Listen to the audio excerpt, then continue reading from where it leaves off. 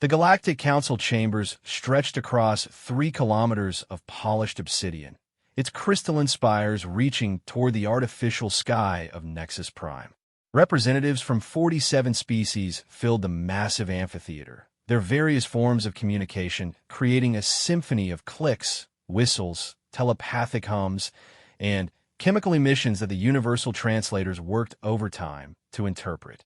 At the center of it all, in the modest section reserved for newer civilizations, sat Ambassador Sarah Chun.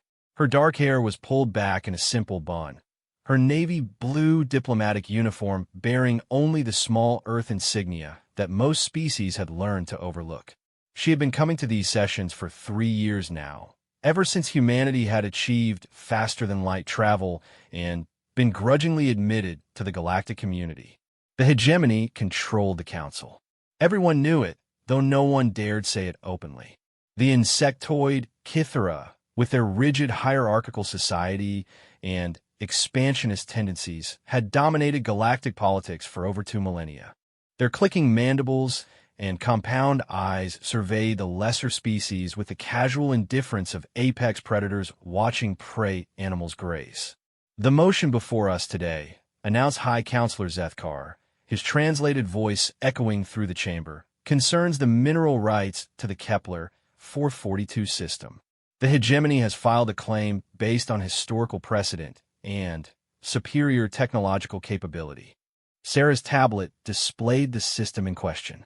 7 planets, 3 of them harboring primitive life forms. The hegemony wanted to strip mine the asteroid belt and establish a military outpost on the 4th planet. It was the same pattern she had witnessed dozens of times. Find a system with strategic value, claim historical precedent that predated most species civilizations, and use technological superiority as justification for taking whatever they wanted.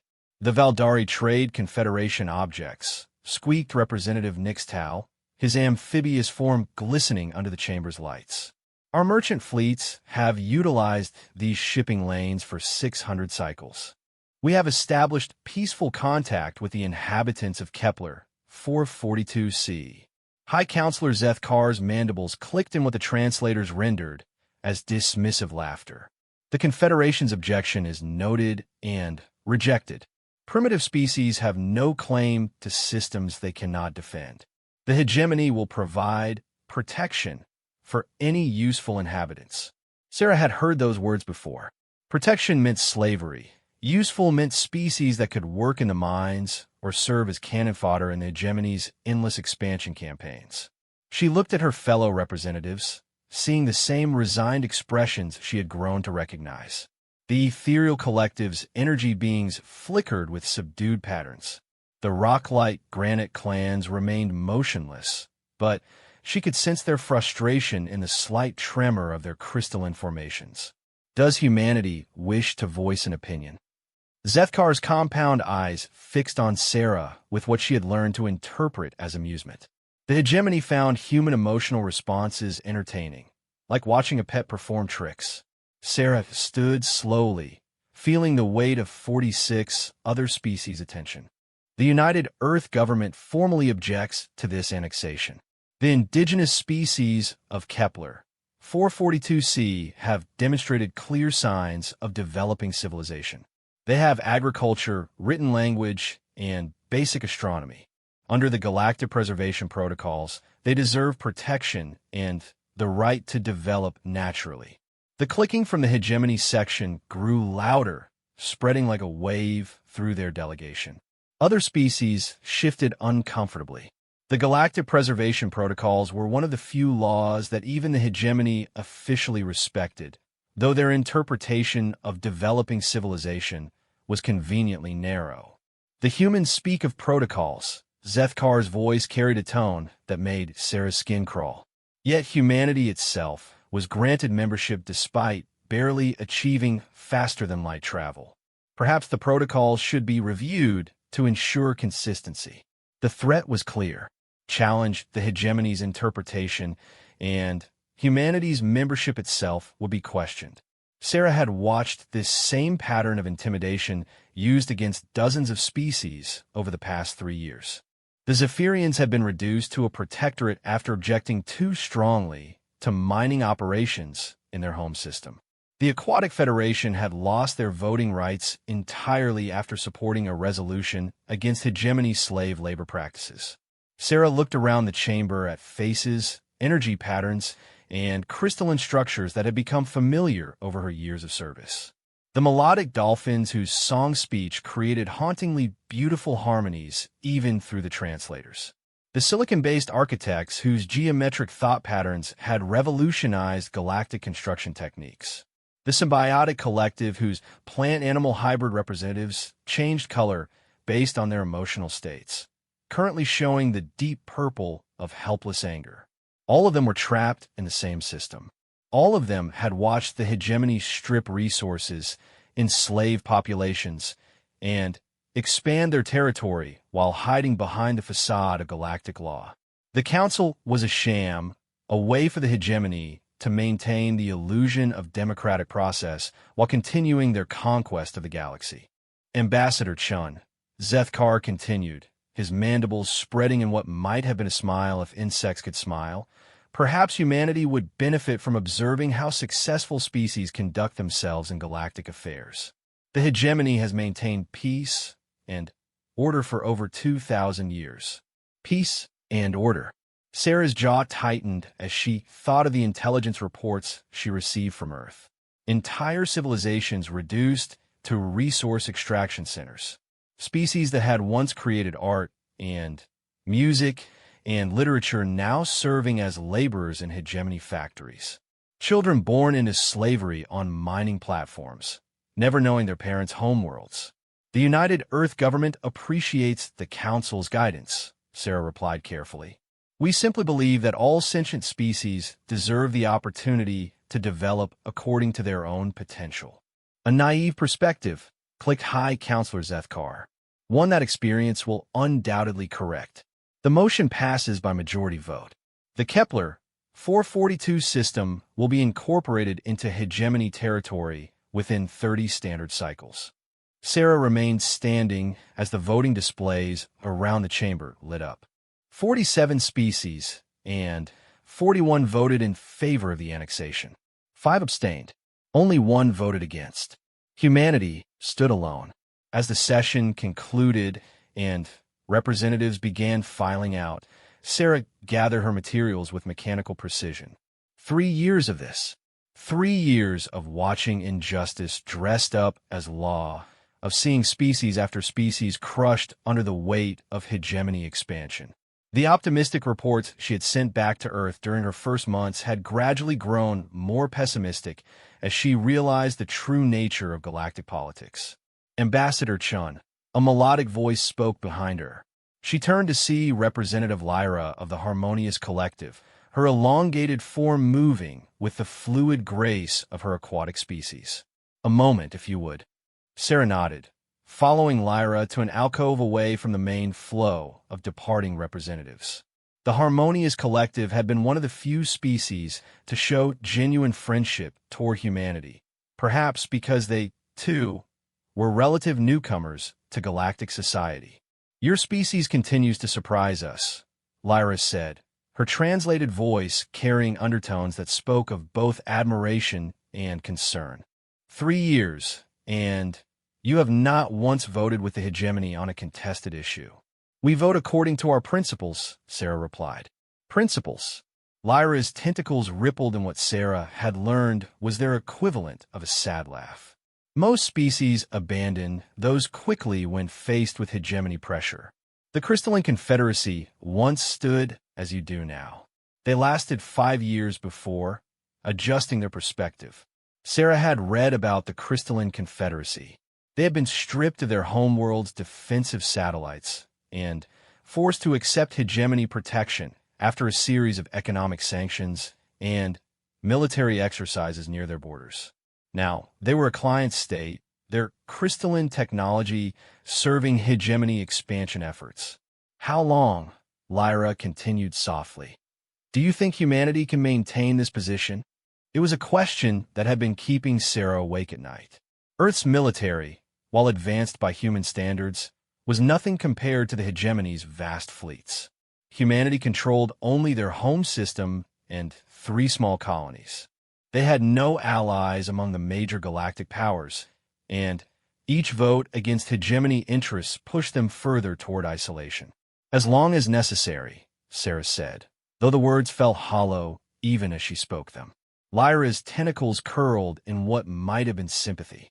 The harmonious collective has learned to compromise on certain issues.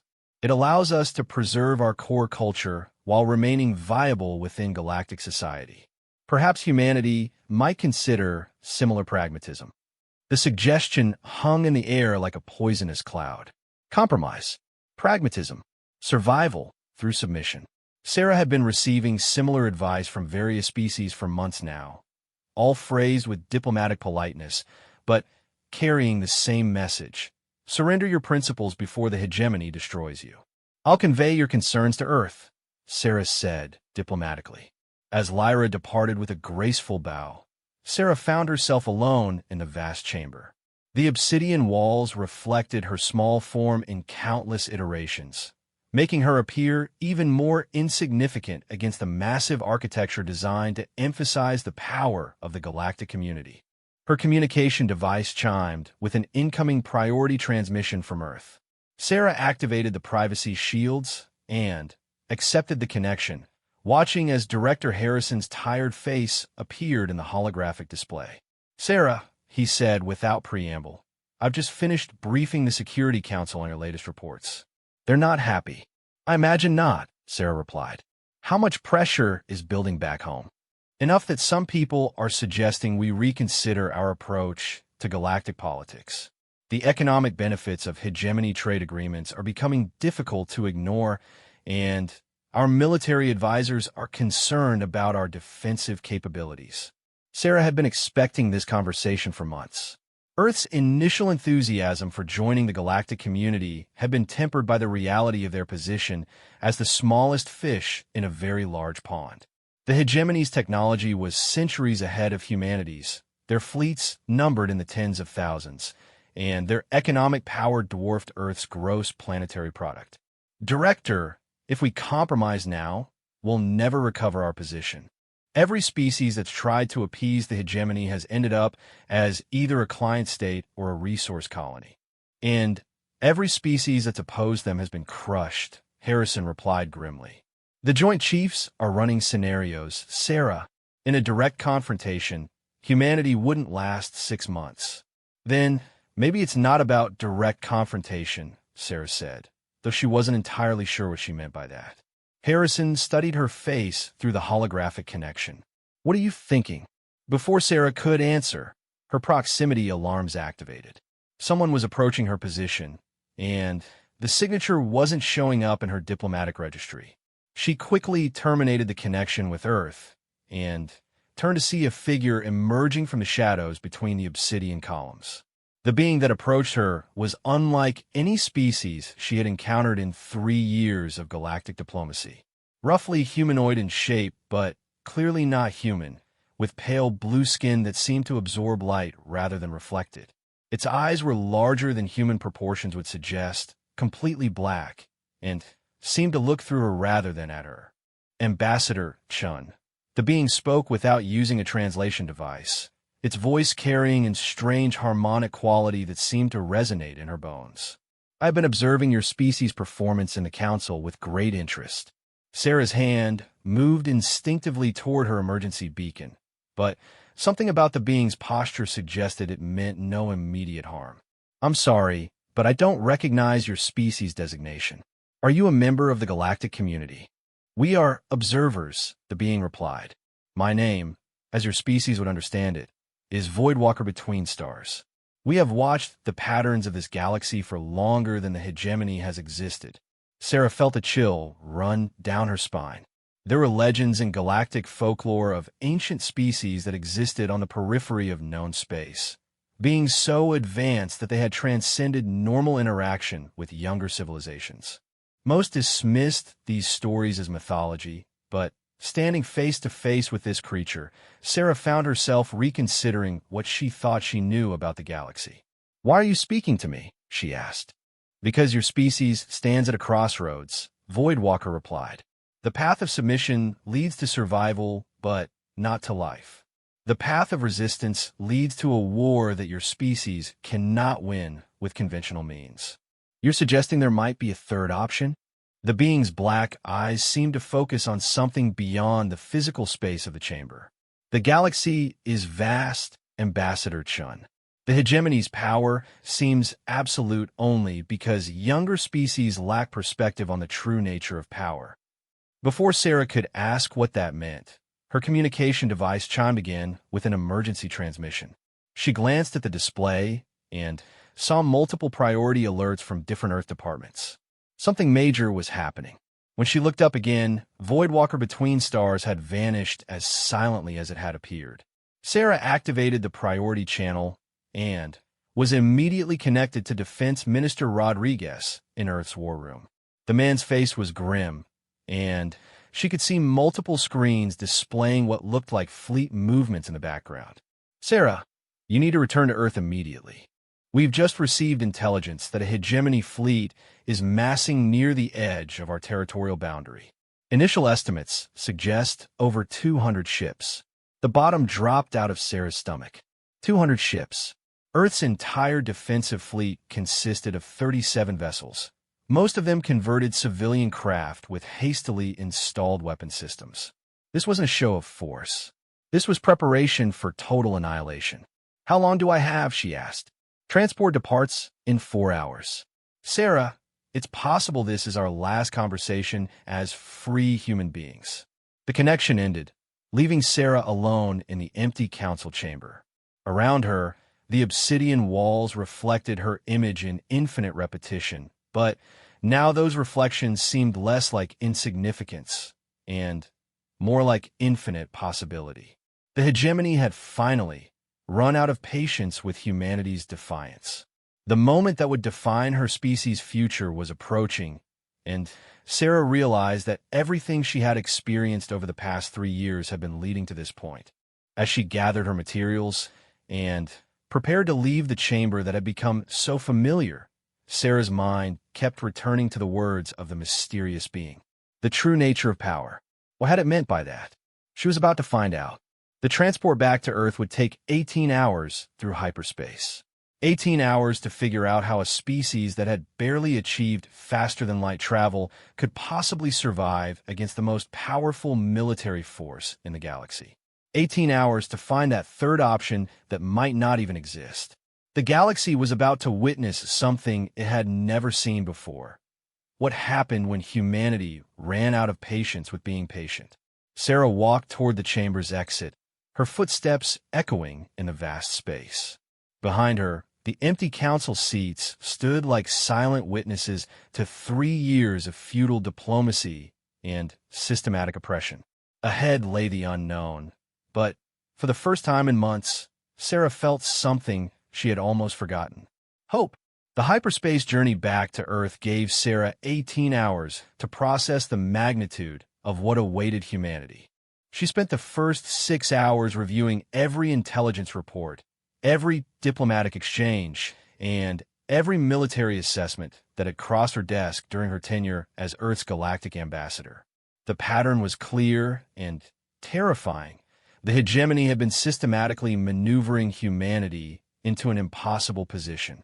Her personal quarters aboard the diplomatic courier ship fell cramped after 3 years of living on Nexus Prime, but Sarah barely noticed her surroundings. Her mind raced through scenarios, contingencies, and desperate strategies that might somehow give her species a fighting chance. Every analysis led to the same conclusion. Conventional resistance was suicide. The ship's communication array chimed with an incoming transmission. Sarah activated the privacy shields and accepted the connection, surprised to see Fleet Admiral Catherine Walsh's weathered face appear in the holographic display. Walsh commanded Earth's defensive forces, and the exhaustion in her eyes told Sarah everything she needed to know about the situation. Ambassador Chun, Walsh began without preamble, I'm transmitting the latest tactical assessment. The hegemony fleet massing at our border now numbers 247 vessels, including 12 of their Devastator-class dreadnoughts. Sarah's blood ran cold. She had seen footage of a single Devastator-class ship reducing a moon to rubble in less than an hour. 12 of them represented more firepower than humanity had ever conceived possible. How long before they move? Sarah asked. Intelligence suggests they're waiting for something, Walsh replied. Best guess is they want formal justification for the attack. Probably waiting for us to make some gesture they can interpret as hostile action. Or they're waiting to see if we'll surrender without a fight. Walsh's expression hardened. That's not going to happen, Ambassador. Earth may not be able to win this war, but we won't go quietly into the night. The connection terminated, leaving Sarah alone with the terrible arithmetic of extinction. Even if every human ship performed beyond its theoretical maximum, even if Earth's planetary defenses operated with impossible efficiency, the outcome was predetermined. The hegemony had spent 2 millennia perfecting the art of crushing resistance. Sarah accessed her personal files and began composing what might be her final report to Earth's leadership.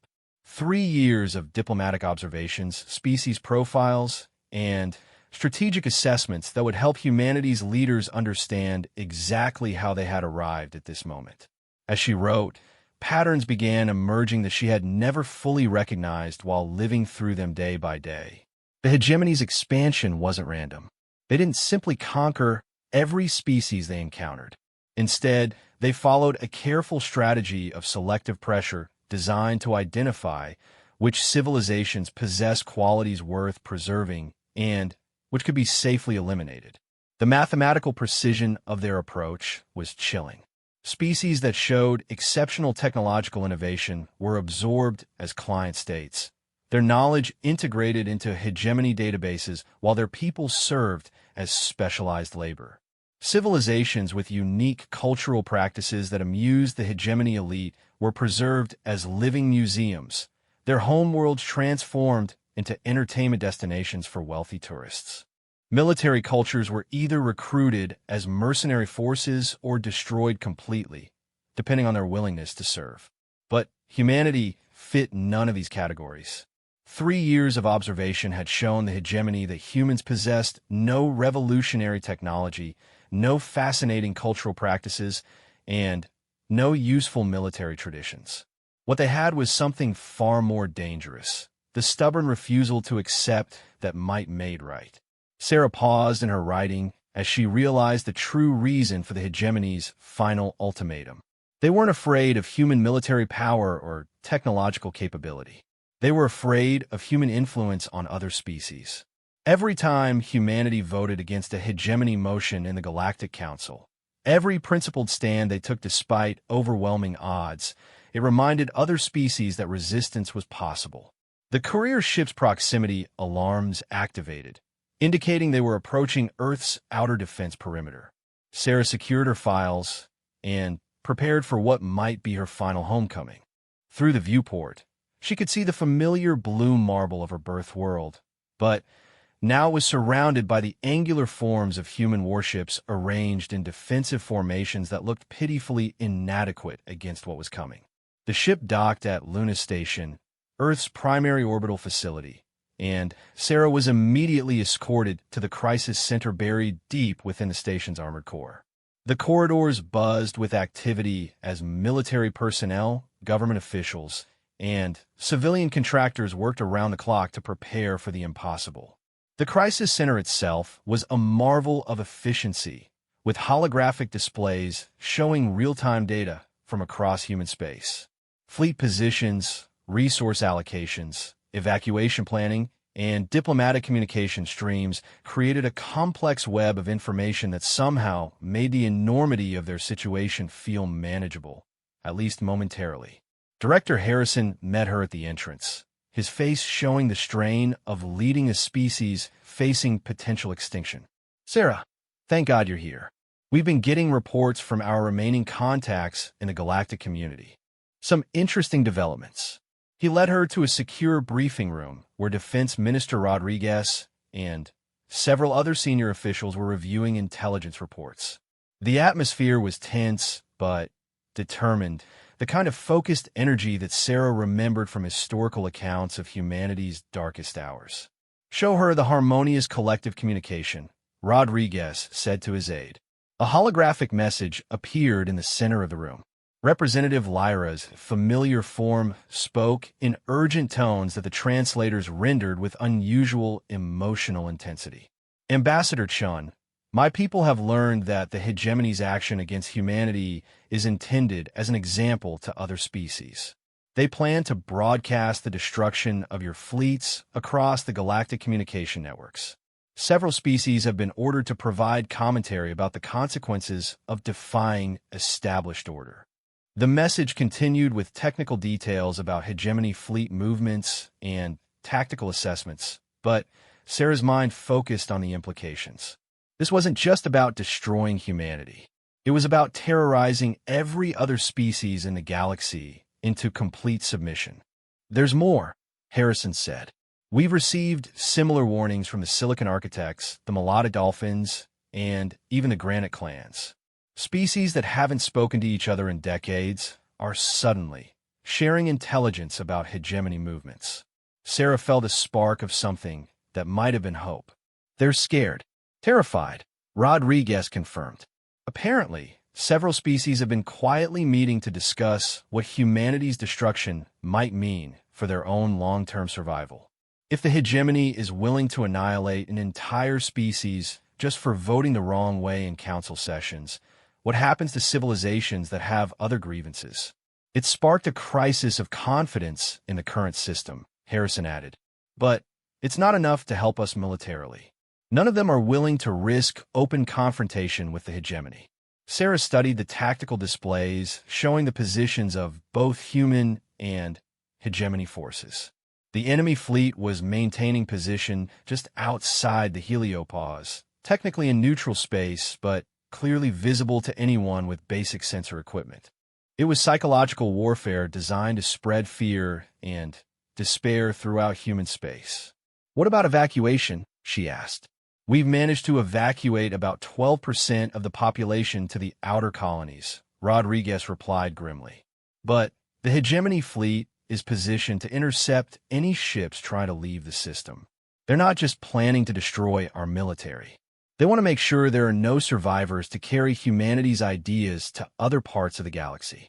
The full scope of the hegemony's plan became clear to Sarah. This wasn't conquest or subjugation. This was extermination designed to send a message that would echo across the galaxy for generations. Any species that dared to resist would remember what happened to the humans who thought principles mattered more than power. An aide entered the briefing room and whispered something to Harrison, whose expression immediately shifted to confusion and then to alarm. "What is it?" Sarah asked. "We're receiving a transmission from an unknown source.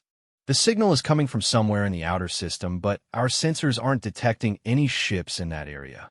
The room's communication system activated without anyone touching the controls. The voice that emerged was one that Sarah recognized with a mixture of hope and apprehension. "Ambassador Chun." The harmonic tones of Voidwalker Between Stars filled the briefing room. "The time has come to discuss alternatives to conventional warfare." Every person in the room froze as they processed the implications of an alien intelligence that could apparently override their most secure communication systems at will. Sarah stepped forward, knowing that she was likely the only human who had encountered this being before. "You said there was a third option," Sarah said to the empty air.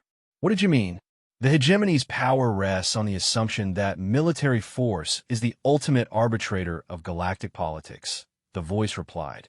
"This assumption has never been seriously challenged because no species has possessed both the motivation and the capability to present an alternative." "Humanity has motivation," Harrison interjected, "but we certainly don't have capability. Our entire fleet wouldn't last an hour against those devastators." "Conventional capability, correct," Voidwalker agreed. "But there are other forms of power that your species has never explored." The room's holographic displays suddenly activated, showing star maps that Sarah didn't recognize. The images depicted the galaxy from perspectives that human science had never achieved, with strange energy patterns flowing between stars and connecting distant regions of space in ways that defied known physics. What are we looking at? Rodriguez asked. The galaxy's nervous system, Voidwalker replied. Younger species see individual star systems as isolated units connected only by hyperspace lanes. But the universe is far more interconnected than your science has discovered. Every star, every planet, every living consciousness is part of a vast network of quantum entanglement that spans the entire galaxy. Sarah stared at the displays, beginning to understand the implications. You're talking about some kind of galactic consciousness? Not consciousness in the way your species understands it, but information flow on a scale that transcends individual minds or even individual civilizations. The hegemony has built their empire by controlling the physical channels of this network, the hyperspace lanes and communication relays that allow faster-than-light travel and instant communication across vast distances. But they don't control the network itself, Sarah realized. Precisely. The quantum substrate that enables hyperspace travel also enables direct manipulation of space-time on scales that your species has never attempted. The hegemony relies on technology to access this network, but some species can interact with it directly. Rodriguez stepped forward, his military training demanding practical answers. Are you saying that humanity can somehow access this network? Humanity possesses a neurological structure that makes such access possible, Voidwalker confirmed. Your species' brain architecture includes quantum processing capabilities that most galactic civilizations lack. The emotional resonance patterns that drive your resistance to oppression are actually quantum signatures that can interact with the galactic substrate. Sarah felt the room's atmosphere shift as everyone processed the implications. If this being was correct, humanity possessed an innate ability that could potentially change the balance of galactic power. But the applications and limitations were completely unknown. What would such access allow us to do? Harrison asked carefully. The network carries all information that flows through hyperspace, Voidwalker explained. Communication signals, navigation data, tactical assessments, strategic planning. A species capable of direct network access could monitor, modify, or disrupt any information flow in the galaxy. The military implications were staggering. If humans could somehow interfere with hegemony communications and navigation systems, even a small fleet might be able to achieve strategic objectives against vastly superior numbers. But Sarah sensed that Voidwalker was suggesting something even more fundamental. You're not just talking about military applications, she said. Correct. The network that carries information also influences the quantum processes that govern consciousness itself. A species capable of direct manipulation could potentially affect the thoughts, emotions, and decision-making patterns of other civilizations across the galaxy. The room fell silent as everyone contemplated the ethical implications. The power to influence other species' consciousness was as dangerous as it was useful. In the wrong hands, it could become a tool of oppression far worse than anything the hegemony had ever imagined. Why are you telling us this? Sarah asked. What do you gain from humanity accessing this network? Our species has been observing galactic development for millions of years, Voidwalker replied. We have seen the patterns that lead to stagnation and the patterns that lead to growth. The hegemony represents a dead end, a civilization so focused on control that it has stopped evolving. Their dominance prevents other species from exploring new possibilities. And you think humanity represents something different? Your species' refusal to accept the current order despite overwhelming odds suggests a developmental pattern we have not observed in over 100,000 years. Humanity may be capable of breaking the cycles that have trapped galactic civilization in its current state. Sarah looked around the room at the faces of Earth's leadership. Each of them was struggling to process information that challenged everything they thought they knew about physics, consciousness, and humanity's place in the universe. How would we even begin to access this network? Harrison asked. The process requires a combination of advanced meditation techniques and specific technological interfaces, Voidwalker explained. Your species' natural capabilities must be enhanced and focused through carefully designed quantum resonance chambers. And you're willing to provide this technology? We will provide the necessary knowledge, but the choice to use it and the responsibility for the consequences belongs entirely to humanity. Rodriguez stepped forward with the practical concerns of a military commander. Even if this works, even if we can somehow access this galactic network, the hegemony fleet is still out there. We still have to survive the next few hours. The network extends through all space and time, Voidwalker replied. Past, present, and future are all accessible to consciousness operating at quantum scales. If humanity successfully establishes network access, the tactical situation becomes far more complex than simple fleet movements. Sarah felt a chill as she realized the implications. If humans could access information from past and future, traditional concepts of strategic planning would become obsolete. But such power would also carry responsibilities that no species had ever faced before. We need time to consider this, Harrison said carefully. Time is not a luxury your species currently possesses, Voidwalker reminded them. The hegemony fleet will begin their attack in approximately 8 hours. The decision must be made now. Sarah looked at the tactical displays, showing the overwhelming force arrayed against humanity. 8 hours to either surrender, face certain annihilation, or attempt something that had never been tried before by any species in galactic history. What are the risks? She asked. Complete failure would result in the destruction of human consciousness across the quantum spectrum. Voidwalker replied, with characteristic directness. Your species would not merely be killed. You would be erased from the fundamental structure of reality itself. The silence that followed was profound. Humanity stood at a crossroads between certain death and an unknown fate that might be worse than death. But as Sarah looked at her colleagues, she saw the same determination that had carried her species through every crisis in their history. Show us what we need to know, she said.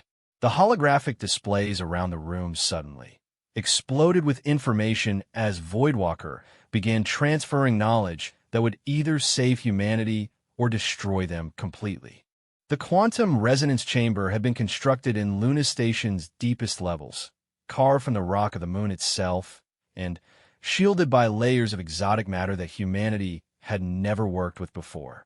The design parameters provided by Voidwalker Between Stars required precision that pushed human engineering capabilities to their absolute limits. But somehow the impossible had been accomplished in less than 6 hours. Sarah stood before the chamber's entrance, her body enclosed in a biosuit that monitored every quantum state of her neurological system. The suit itself was a marvel of technology that humanity had reverse-engineered from Voidwalker's specifications, incorporating principles of consciousness-machine interface that their scientists were still struggling to understand. Vital signs are stable, reported Dr. Elena Vasquez from the monitoring station. Neural quantum resonance is within acceptable parameters, though I have to admit we're basically guessing about what acceptable means. Around the chamber, Earth's best scientists worked alongside technicians who had learned entirely new branches of physics in the span of a few hours. The technology they were implementing operated on principles that violated known laws of quantum mechanics, yet somehow functioned according to mathematical models that Voidwalker had provided. Sarah, Director Harrison's voice came through the communication system. You understand that we have no idea what's going to happen when you activate that chamber? Sarah nodded, though her attention was focused on the quantum field readings scrolling across her suit's display. According to the instruments, reality itself was more flexible in this location than anywhere else on Luna Station. The chamber had somehow created a region where consciousness could directly interface with the fundamental structure of space-time. I understand, she replied, but the hegemony fleet begins their attack in 97 minutes. If this doesn't work, we're all dead anyway. Through the chamber's transparent walls, She could see the complex array of quantum field generators that would theoretically allow her consciousness to expand beyond the boundaries of her individual brain. The mathematics behind their operation were elegant and terrifying, describing mental processes that operated across galactic distances and temporal scales. Admiral Walsh's voice joined the communication channel from Earth's Orbital Defense Command. "Sarah, our long-range sensors are showing movement in the hegemony fleet. They're beginning to advance toward the inner system." "Then, it's time," Sarah said, stepping into the quantum resonance chamber. The moment the chamber's systems activated, Sarah's perception of reality underwent a transformation that her human vocabulary was completely inadequate to describe. Her consciousness, while remaining anchored in her physical brain, suddenly expanded to encompass awareness of quantum processes occurring across vast distances. She could feel the hegemony fleet approaching Earth, not as distant object detected by sensors, but as direct sensory experience. The 247 ships registered in her expanded awareness like individual neurons in a vast nervous system, each one connected to the Galactic Information Network through their hyperspace communication arrays. But more than that, she could sense the consciousness of every being aboard those ships. The cold, calculating minds of the hegemony insectoids, their thoughts flowing in patterns of mathematical precision and hierarchical dominance. The fearful confusion of enslaved species forced to serve as crew members, their suppressed emotions creating quantum ripples that spoke of desperate hope for rescue. "Sarah," Dr. Vasquez's voice seemed to come from an impossibly distant location, though she knew the monitoring station was only meters away. "Your neural activity is off the charts. Are you receiving the data streams?" The data streams. Sarah's expanded consciousness suddenly became aware of the vast flow of information that moved through the galactic quantum network. Communication signals carrying orders from Hegemony High Command. Navigation data for thousands of ships across hundreds of star systems. Intelligence reports, strategic assessments, and tactical planning for operations spanning multiple sectors of the galaxy. It was overwhelming. The sheer volume of information threatened to drown her individual consciousness in an ocean of galactic-scale data processing. But somehow, her human brain's pattern recognition capabilities adapted to the quantum environment, allowing her to filter and focus on specific information streams. She found the command channel connecting the advancing hegemony fleet to their leadership on Nexus Prime. The tactical discussions flowing through that channel revealed the true scope of what humanity was facing. The attack on Earth was not an isolated operation. Simultaneous strikes were planned against 17 other species that had shown signs of independence or resistance to hegemony authority. The Harmonious Collective would be next, followed by the Silicon Architects, the Melodic Dolphins, and others. The entire galactic community would be restructured to eliminate any possibility of future resistance. "Sarah," Harrison's voice reached her across the quantum interface. "We're reading massive data influx. Are you able to process what you're seeing?" "I can see everything," Sarah replied, her voice strange to her own ears. "The entire Galactic Information Network is accessible. I can monitor every communication, every navigation system, every computer network in hegemony space." But even as she spoke, Sarah became aware of a deeper layer of the quantum network. Beneath the artificial information streams created by technology, there was something else.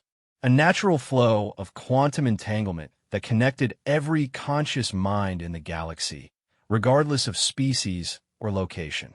This was what Voidwalker had truly been showing them. The technology was just the interface. The real power lay in direct consciousness-to-consciousness connection across galactic distances. Sarah focused her expanded awareness on the approaching hegemony fleet and suddenly found herself experiencing the thoughts and emotions of High Fleet Commander Zeftau, the insectoid leader directing the attack on humanity. The commander's mind was a fascinating study in absolute certainty. To him, the destruction of humanity was not an act of war, but a necessary maintenance operation. Humans were a defective component in the galactic system, one that had refused to function according to design specifications. Their elimination would restore proper order and prevent contamination of other species with dangerous ideas about individual rights and democratic governance. But beneath that cold certainty, Sarah sensed something unexpected. Fear. Zeth was afraid that humanity's resistance was spreading, that other species were beginning to question the fundamental assumptions upon which hegemony power rested. The attack on Earth was as much about reassuring himself and his own people that their dominance was unshakable. Sarah, Admiral Walsh's urgent voice broke through her consciousness exploration. The hegemony vanguard has crossed the asteroid belt. We have maybe 40 minutes before they reach Earth's outer defenses. Sarah refocused her attention on the immediate tactical situation. Through the quantum network, she could access the navigation and communication systems of every ship in the approaching fleet. More importantly, she could sense the consciousness of every crew member, from the hegemony officers to the enslaved species forced to operate the ship's systems. An idea began to form in her expanded awareness. If consciousness could be transmitted across the quantum network, then perhaps it could also be amplified and shared. Instead of trying to destroy the hegemony fleet through conventional warfare, what if they could change the minds of the beings operating it? Harrison, Sarah said, her consciousness now operating on multiple levels simultaneously, I need you to connect me to Earth's global communication network. Every human being on the planet, in the colonies, anywhere our signals can reach. Sarah, that's over 8 billion people. The quantum resonance chamber wasn't designed for that kind of load. It has to be, Sarah replied, feeling the mathematical certainty of what she was about to attempt. Human consciousness operating in quantum superposition can share emotional and ideological states across vast distances. If I can connect to enough human minds simultaneously, we might be able to project our collective resistance to oppression directly into the consciousness of every being in the hegemony fleet. Dr. Vasquez's voice carried professional alarm. The neural load of that many connections could kill you. The human brain isn't designed to process consciousness on that scale. The human brain is exactly what's designed for this, Sarah replied, her expanded awareness showing her patterns of possibility that no individual mind could have conceived. Our neurological structure evolved for complex social cooperation. Scale that up to galactic proportions, and you get something unprecedented in known evolution. Through the quantum network, Sarah could sense the fear and hope rippling through human consciousness across Earth and the colonies. 8 billion minds facing extinction, but also 8 billion minds that had never accepted the idea that might made right. Do it, she said.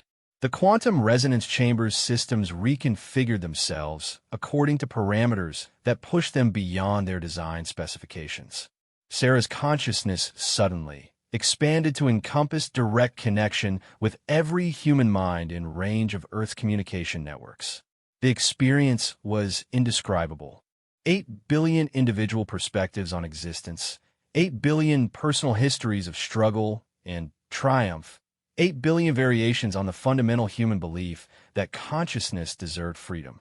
The collective emotional resonance was so powerful that it created quantum fluctuations detectable across multiple star systems. Sarah took that vast chorus of human consciousness and focused it through the galactic quantum network toward the approaching hegemony fleet, not as an attack, but as a sharing of experience. She transmitted the collective memory of every time a human being had chosen principle over pragmatism, had resisted oppression despite overwhelming odds, had believed that consciousness was more important than mere survival. The effect on the hegemony fleet was immediate and profound. Aboard the command ship, Fleet Commander Zeth suddenly found his consciousness flooded with alien experiences. He felt what it was like to be a human child learning that all conscious beings deserved respect regardless of their power. He experienced the emotional resonance of a human soldier choosing to protect civilians at the cost of tactical advantage. He shared the perspective of a human artist creating beauty for its own sake rather than for the approval of hierarchical superiors. More importantly, he experienced these things not as abstract concepts, but as lived reality shared directly from mind to mind across the quantum network. The same transmission reached every conscious being aboard every ship in the hegemony fleet. Insectoid officers found themselves experiencing empathy in ways their evolutionary history had never prepared them for. Enslaved species crew members suddenly felt the full strength of human determination to resist oppression, amplifying their own suppressed desires for freedom. Sarah, Dr. Vasquez's voice reached her from what felt like another universe. The hegemony fleet has stopped advancing. They're maintaining position, but not attacking. Through her expanded consciousness, Sarah could sense the chaos spreading through the enemy fleet. Crew members of enslaved species were refusing orders. Hegemony officers were questioning the fundamental assumptions that had driven their expansion for millennia. Ship after ship was reporting system malfunctions as crews struggled to process experiences that challenged everything they thought they knew about consciousness and society. But the transmission was having effects beyond the immediate tactical situation. Through the galactic quantum network, Sarah could sense other species across the galaxy receiving echoes of the human consciousness broadcast. The Harmonious Collective, the Silicon Architects, the Melodic Dolphins, and dozens of other civilizations were suddenly experiencing direct evidence that resistance to oppression was possible. On Nexus Prime, the Galactic Council chambers erupted in unprecedented chaos as representatives from multiple species began demanding explanations for why they had tolerated hegemony dominance for so long. Species that had not spoken to each other in decades were suddenly coordinating responses to what they had just experienced. The quantum consciousness transmission was creating a galactic awakening that went far beyond anything Sarah had intended. Sarah, Harrison's voice carried urgent concern. Your neural activity is approaching critical levels. We need to start bringing you back before your brain sustains permanent damage.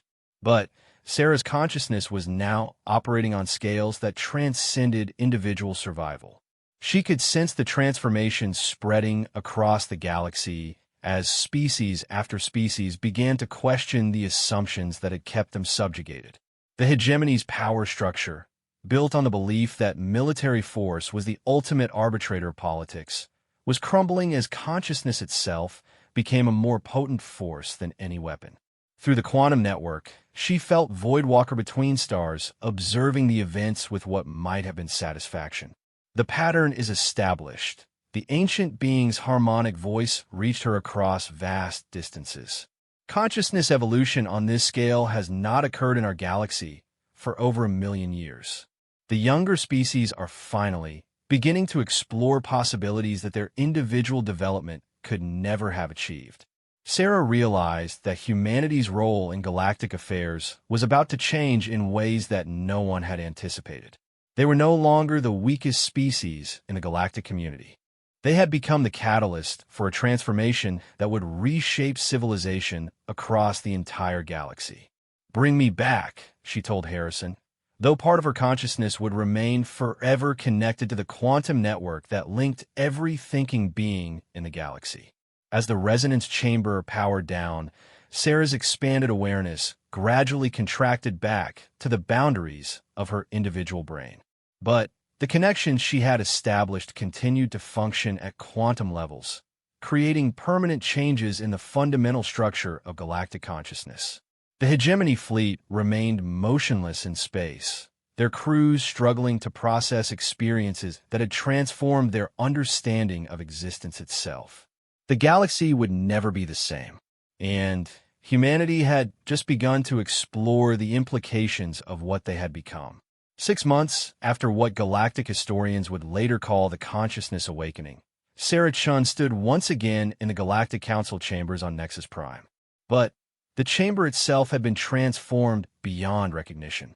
Where once 47 species had sat in carefully arranged hierarchical seating that emphasized the hegemony's dominance, now over 300 representatives filled an expanded amphitheater designed according to principles of equal participation. The obsidian walls have been replaced with crystalline surfaces that resonated with the quantum consciousness network, allowing real-time emotional and intellectual sharing between species that had previously communicated only through crude translation devices. The hegemony delegation, reduced from their former position of absolute authority to a single voting bloc among many, occupied seats no more prominent than those of any other species. High Counselor Zethkar, whose mandibles had once clicked with dismissive arrogance, now sat in silence as his compound eyes reflected the complex patterns of light flowing through the chamber's quantum-responsive walls. The transformation had not been bloodless. The months following the consciousness transmission had seen the most significant political upheaval in galactic history. 17 slave species had simultaneously declared independence from hegemony rule, backed by newly formed alliances with civilizations that had previously been too afraid to resist. The hegemony's military had found itself facing coordinated opposition from dozens of species whose strategic coordination through the quantum consciousness network made traditional warfare impossible. But the real revolution had occurred within the minds of the hegemony themselves. Exposure to human consciousness patterns had awakened emotional and ethical capabilities that their species had suppressed for millennia. Factions within their civilization had begun questioning the fundamental assumptions of hierarchical dominance that had driven their expansion across the galaxy. The motion before us today, announced Representative Lyra of the Harmonious Collective, who had been elected as the new rotating council speaker, concerns the establishment of universal consciousness rights for all sentient beings. Sarah listened with a mixture of pride and apprehension as the debate unfolded. The Universal Consciousness Rights Declaration was humanity's first major legislative initiative since joining the transformed galactic community. It established principles that would have been unthinkable under the old system: the right of all conscious beings to mental privacy, freedom from forced consciousness modification, and protection from species-based cognitive discrimination. The debate itself demonstrated how fundamentally the galaxy had changed. Instead of the formal diplomatic speeches that had once characterized council sessions, representatives now engaged in direct emotional and intellectual sharing through the quantum network. Disagreements were resolved through consciousness merging experiences that allowed each species to literally understand other perspectives.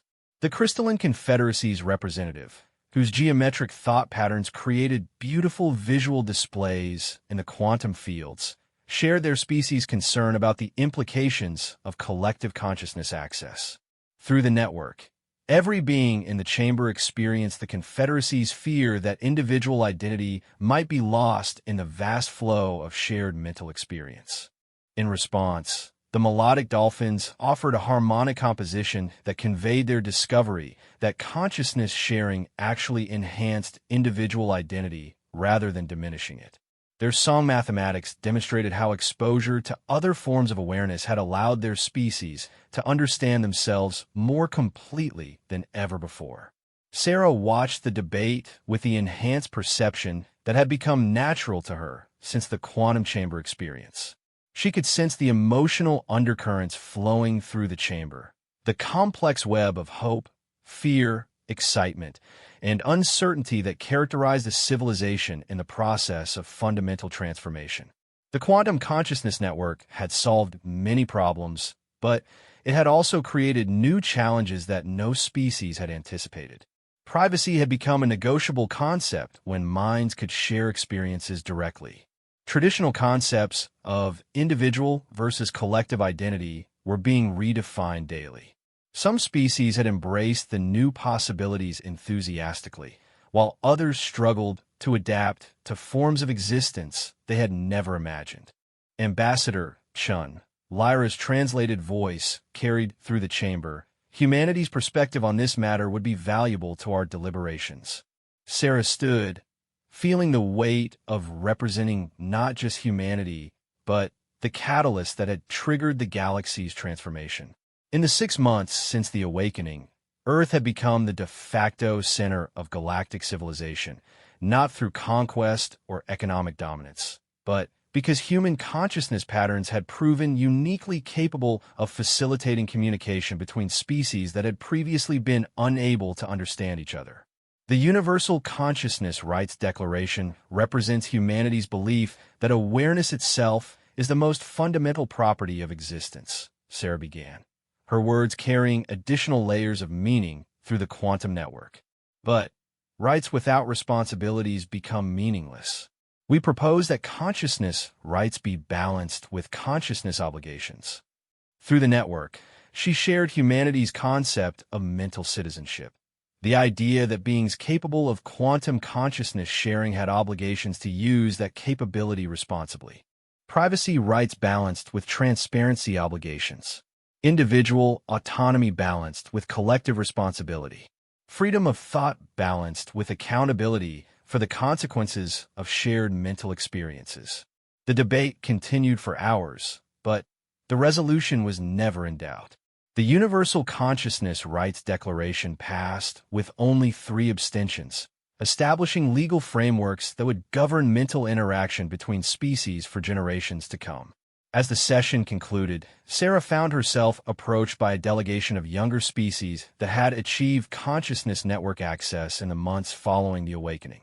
The Quantum Collective, a group of silicon-based intelligences that existed primarily as information patterns, flickered with excited energy signatures as their speaker addressed her. Ambassador Chun, our collective has been analyzing the mathematical structures underlying the consciousness network. We have discovered patterns that suggest the galaxy itself may be evolving toward a form of metaconsciousness that transcends individual species entirely. Sarah felt a chill of possibility and apprehension. What kind of metaconsciousness? A galactic mind capable of thought and decision-making on scales that span multiple star systems, the Quantum Collective representative explained. Individual species would retain their autonomy while contributing to cognitive processes that could solve problems beyond the capability of any single civilization. The implications were staggering. A galactic consciousness could coordinate responses to threats that spanned multiple sectors, manage resource distribution across thousands of worlds, and explore scientific and philosophical questions that required computational resources beyond anything previously imagined. But it could also represent the end of species independence in any meaningful sense. Individual civilizations might find themselves reduced to specialized components in a vast mental apparatus, their unique cultural and intellectual contributions subsumed into something larger than themselves. How long before such metaconsciousness might emerge? Sarah asked. Based on current rates of network integration, approximately 50 to 75 Earth years, came the reply. Sarah excused herself from the conversation and made her way to the observation deck that overlooked Nexus Prime's sprawling cityscape. The city had been transformed as dramatically as the council chambers, with new districts designed specifically for species that existed primarily in quantum states, and architecture that responded to collective emotional patterns rather than individual preferences. Through her quantum-enhanced awareness, she could sense the vast flow of consciousness that now connected billions of minds across the galaxy. The network had grown far beyond anything Voidwalker Between Stars had originally described, developing emergent properties that no single species had anticipated. Impressive, is it not? The familiar harmonic voice spoke behind her, and Sarah turned to see the pale, blue figure of Voidwalker materializing from the space between dimensions. We've created something beyond our control, Sarah replied. Not created, Voidwalker corrected. Awakened. The potential for galactic consciousness has existed since the first species achieved faster-than-light travel. Humanity simply provided the catalyst for its natural emergence. Sarah studied the ancient being's impossible features, wondering about the true scope of what her species had unleashed. In your observations of galactic evolution, how often does this kind of consciousness awakening occur? This is the third instance we have documented in approximately 10 million years of observation, Voidwalker replied. The previous two resulted in civilizations that transcended individual species' identity entirely, becoming something that your concepts of existence cannot adequately describe. And those civilizations? What happened to them? They evolved beyond the need for physical existence and departed for realms of reality that exist outside normal space-time. Whether they found greater fulfillment in those realms, we cannot say. Sarah contemplated the possibility that humanity had initiated a transformation that would ultimately lead to the abandonment of the physical universe entirely. It was both the most magnificent and terrifying prospect she could imagine. "Is that what's going to happen to us?" she asked.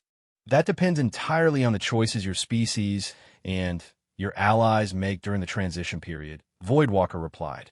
"Evolution is not predetermined. Consciousness can develop in directions that preserve individual identity while enabling collective capabilities, or it can merge into unity that transcends individuality entirely. The path chosen will depend on the values and priorities of the beings involved." Through the quantum network, Sarah could sense the ongoing transformation rippling across the galaxy. New species were achieving consciousness network access daily. Ancient civilizations that had isolated themselves for millennia were emerging to participate in the galactic awakening. The mathematics of possibility were reshaping themselves as billions of minds began thinking and working together in ways that had never before been attempted. But among all the vast changes, Sarah realized that humanity's role remained crucial. Their unique neurological architecture and cultural values had initiated the awakening, but they would also help determine its ultimate direction. The stubbornness that had led them to resist hegemony oppression might be exactly what was needed to ensure that galactic consciousness development preserved the diversity and independence that made existence meaningful. "We're not ready for transcendence," Sarah said finally. "There's too much we still don't understand about consciousness, about identity, about what it means to be alive." "Wisdom," Voidwalker replied with what might have been approval.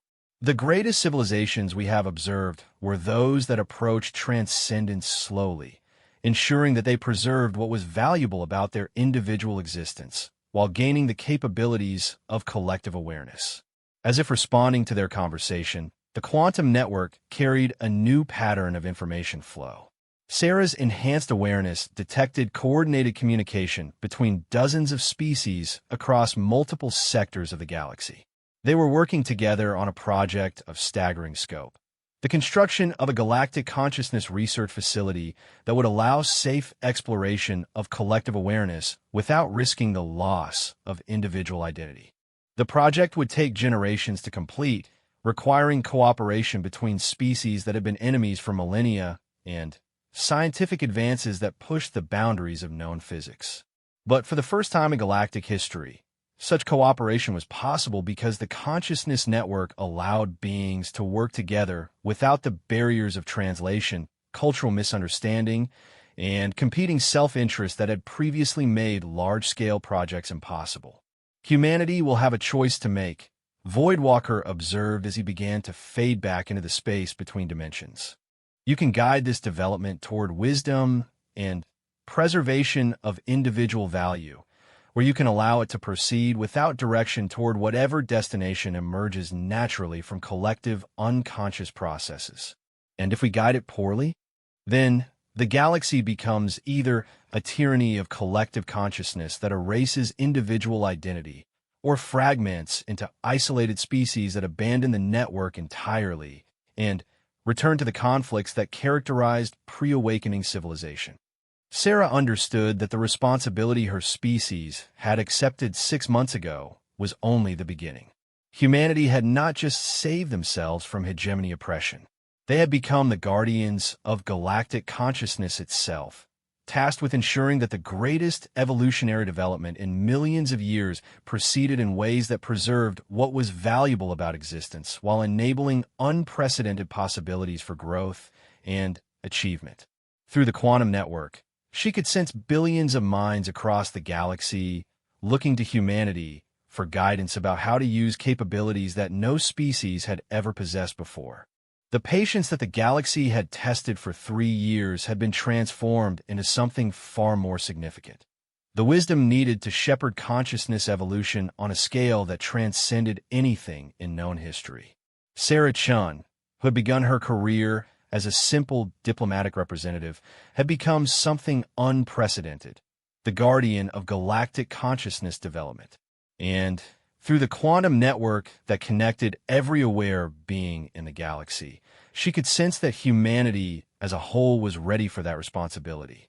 The galaxy would indeed never forget the moment humanity ran out of patience. But, more importantly, it would never forget what they chose to do with the power that patience had ultimately granted them. The age of hegemony dominance was over. The age of conscious collaboration had begun. And at the center of it all, humanity stood ready to ensure that consciousness evolution served the cause of freedom rather than becoming another form of tyranny. The greatest story in galactic history was just beginning.